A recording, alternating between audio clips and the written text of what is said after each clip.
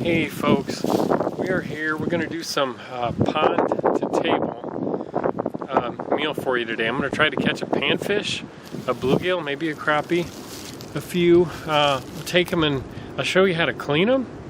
And then we're going to actually cook them and show you how to make a meal out of them, hopefully. So that's what the deal is today. I've got a little ice fly set under a bobber about 2 feet deep. And we're at this pond. We're going to see if we can catch a few bluegill and show you how to clean them and eat them. Ultimately eat them. Hey folks, we're going to a voiceover now. We had so much wind the day we did this, which was just yesterday, but it was so windy, it just wasn't worth using the on-camera microphone. It was just annoying there, so I'm doing a voiceover. But our goal here is just to catch some fish. We're going to show you how to clean them and cook them. And I just got a little ice fly on there under a bobber. I'm not even tipping it here, but I'm fishing the northeast corner of this pond, which usually warms up first. There was ice on this pond yesterday or 2 days ago, and it melted, and I just came out there thinking the water's still pretty cold, so I put my ice fly on. And their fish are actually pretty aggressive. They're up in this shallower northeast corner. And it's getting a little more sunlight, and it's a little warmer over there. A little bit of wood cover in the water, actually a fair amount.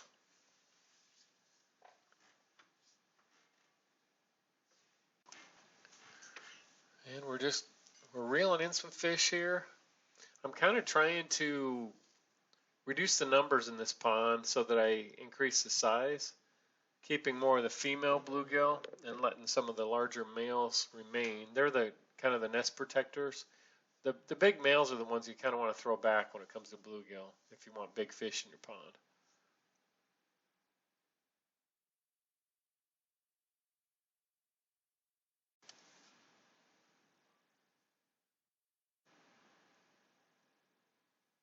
And the neat part about this is it's really simple fishing. That one went back in a hurry, which happens. But yeah, it's a fun thing to do. I'm primarily a bass fisherman, but I do enjoy my roots of fishing, which started out in bluegills, 40 years ago, over that, 42, 45 years ago, probably. I've started fishing when I was about 5 or 6 years old, so that's, 45 years ago. That's scary, but anyway, yeah, get back to your roots and roots of fishing, and that's how I grew up, and that's how I started. Simply a bait under a bobber. And you could certainly just use a small hook with a mealworm or waxworm or wasp larva or a piece of a night crawler or a red worm or something like that. And there I kind of did a bow and arrow cast, which is kind of neat to do if you're undercover. Or you just kind of pull back on the bait and let it shoot out. It looks like I got a better one on here. And again, I'm doing this voiceover the day after, so it's hard to remember every fish here, but yeah, this is one of the better ones.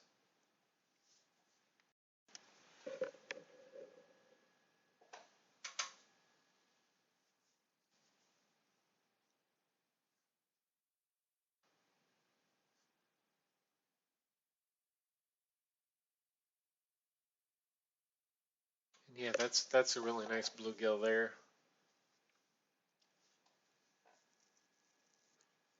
That's beautiful bluegill. That's probably that's about a 10-inch bluegill or bigger, 10 and a half. So that's what we want to grow in these ponds. Giant bluegills like that, even bigger, on up to 12 inches. And that involves basically throwing back these bigger males, keeping a thin population, keeping a heavy predator population, heavy numbers of bass, and fishing these fish kind of aggressively and removing them so you have a lower population. Yeah, we're just catching some fish here today. A lot of fun. Great fun. If you haven't done this for a while, I highly suggest it. Give it a try at least once this year. You might find yourself doing it a whole bunch of times. It's a lot of fun. Kind of forget how fun these fish are and how hard they pull. I don't think there's a harder fighting freshwater fish than a bluegill, to be honest, even smallmouth. If there was such thing as a 3 or 4 or 5 pound bluegill, I think it would pull circles around a 3 or 4 or 5 pound smallmouth. And I've caught both. Um, they are fighters. Beautiful fish. And that's what you want to grow. You know, if you want to have bigger fish in your pond, you want to keep these big males in your pond. That's about a 10-inch male right there. Anyway.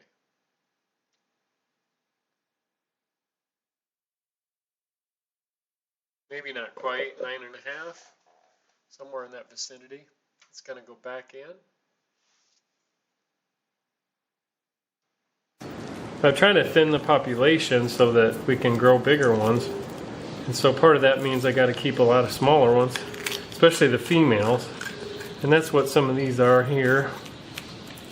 Nice part about the smaller ones, a little bit smaller ones, that they actually clean a little easier.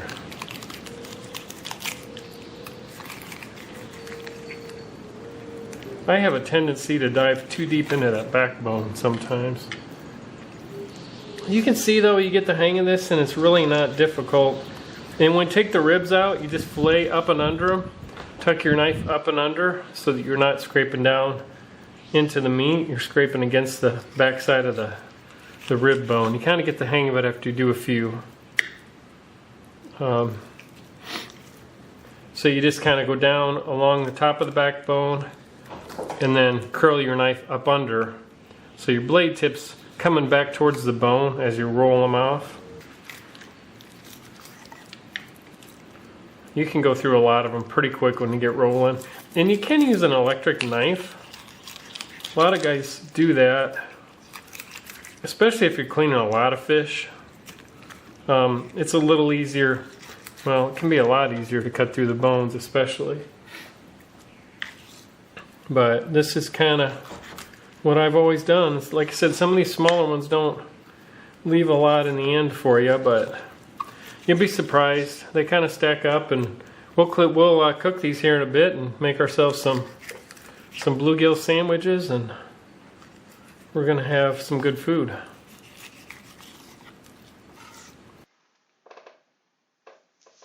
Yeah, so we're just showing you a little bit of a close-up here on how we get the rib bones out, a little bit closer view.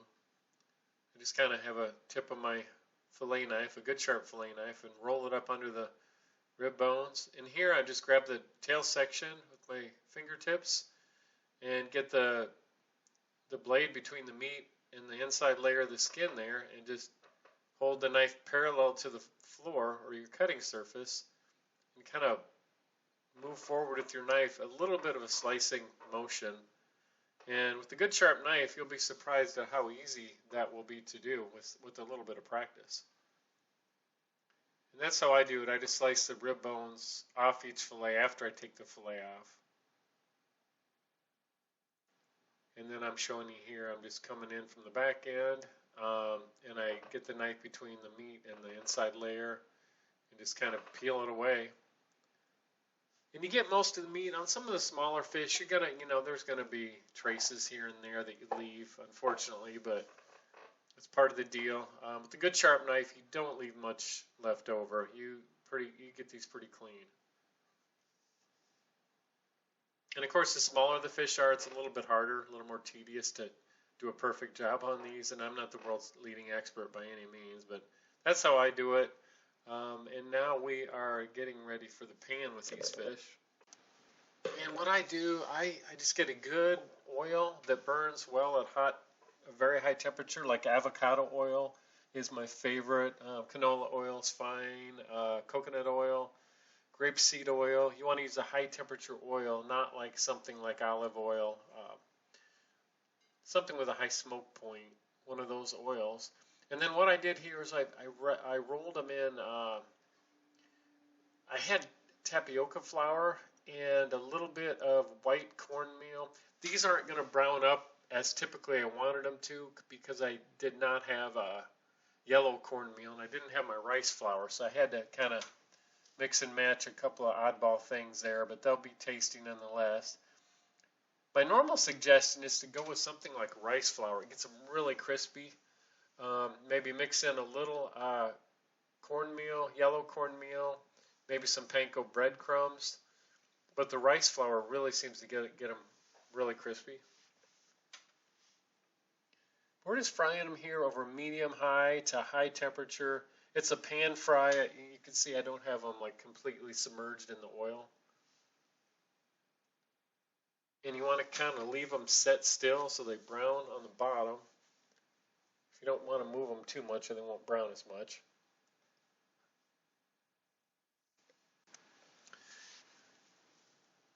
And I kind of season the flour mixture with some salt and pepper, and that's all there is to it. Let them brown on each side, and they will be done shortly.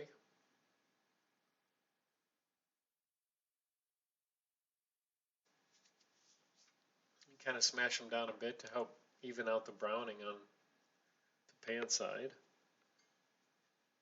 And then just when they're done, just pop them out, put them on a paper towel lined plate to absorb some of the leftover grease. And then they will be soon ready to eat. I'm going to do a tortilla wrap with these. I'm going to actually show you how to do that. You just put them in a regular flour tortilla. And we'll wrap it a little bit different, which is kind of cool. Yeah, so we got our fish, and you can see they don't brown up quite as well with the white cornmeal, but they're crispy and delicious nonetheless, and they're ready to go here. And I put these on a tortilla, and I slice the tortilla right down the middle to the halfway point. You can see on each quadrant I put my seasonings. I've got some avocado, some roasted red pepper, relish, some Parmesan cheese, some American cheese. I got some spicy sriracha mayo. All of that along with the bluegill, and I'm just giving it a fold 4 times there, or 4 quadrants. Just kind of roll it like I showed you there, and then it's ready for the pan. We're going to toast it. You just give it on a toast on each side of the pan, or each side of the tortilla, until it gets a nice brown and crispy outer surface. And I topped it with a little bit of cilantro and pickled red onion and a little bit of spicy sriracha on the side, and a little bit of roasted red pepper relish on top, and it's absolutely phenomenal. You have to give it a try. Thanks for watching, and I wish you all the best.